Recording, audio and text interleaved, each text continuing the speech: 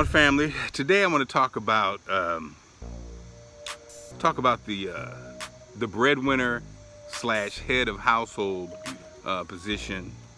I have great experience with this because while Allison has consistently been a news anchor for our whole marriage, I've had gigs and lost gigs.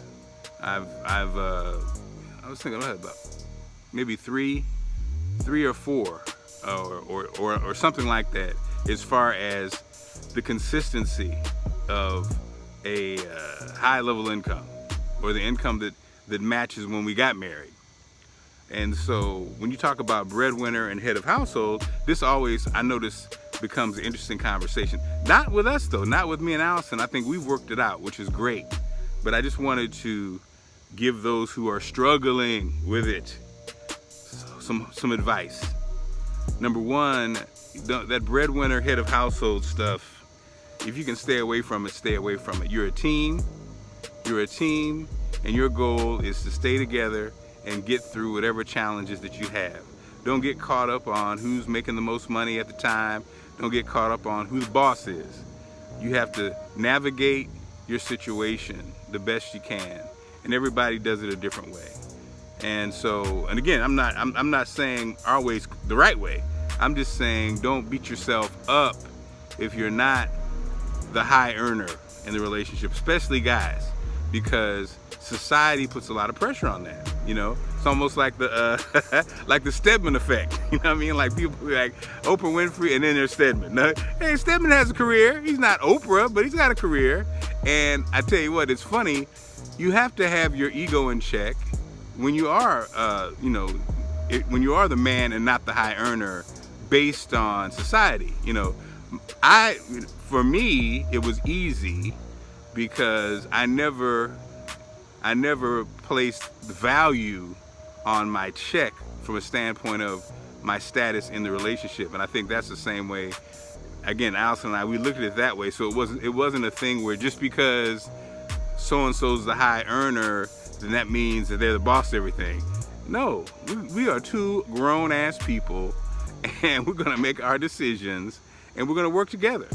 And if you happen to be earn the most, great. Or if I happen to, we're sharing this thing. So we never got caught up in it. Thank you, Jesus, because if so, then it would have been crazy, right? Because I've, had and lost six-figure opportunities throughout the marriage, and I'll say through no fault of my own.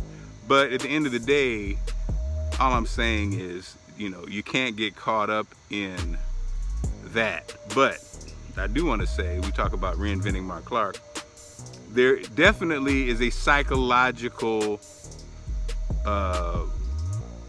factor. Sure, I want to take the burden from my wife. You know what I mean? Sure, I would love to have, the income in moment. There were moments where I really did, I felt bad. I never forget when Sydney was going away, her freshman year at Hampton. I wanted to be able to say, here's $600, here's $1,000 from Dad. You know what I mean? I couldn't do it, man. Timing, it wasn't, I just couldn't do it, There's been times like that, during the holidays when I didn't have the income to give them what I really wanted to give them, because they're all great kids and they deserve it. But at the same time, you can't beat yourself up, because that's life. And I think I will give my mother props, because my mom kept it 100. And I think in keeping it 100 with yourself, you take some of the stress off, and it's just reality. My mother would pull me aside and say, look, baby, look, I know it's Christmas. Mom does not have it this year, okay? Many of the things that I wanted to give you, I could not. But know that we got a roof over our head. We got food in the refrigerator. We're gonna be all right. And those things that I couldn't get you, I'll get them later on.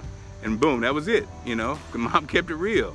And I think for me, that's how I kind of look at it too. So while I do feel certain kind of like, oh man, I wish I could do this, hey, it is what it is, and the most important thing is the love, support, and guidance that we give our kids, not the physical things, right? And the same thing with Allison. I mean, the same thing with Allison. So tonight, we'll be talking marriage, and I'm curious what the questions will look like. Do it. Okay, let's ask Marc and Allison about all of this stuff. See, now we need our clap machine because we have an awesome couple here today, right? Yes. And I'm excited because I like to know how it feels to her to be on the other side, you know, being interviewed today. How's this quarantine thing doing for you guys? But actually, we weathered the storm. We've had a chance to really get some real good family time in. And you know what? We do family time anyway, so we were broadcasting in the house. The girls were home, the school, the dogs were all together. It actually has been okay. It actually has been enjoyable. And a fun time for our little family to be together. Now we did lose a job in the process. Yeah.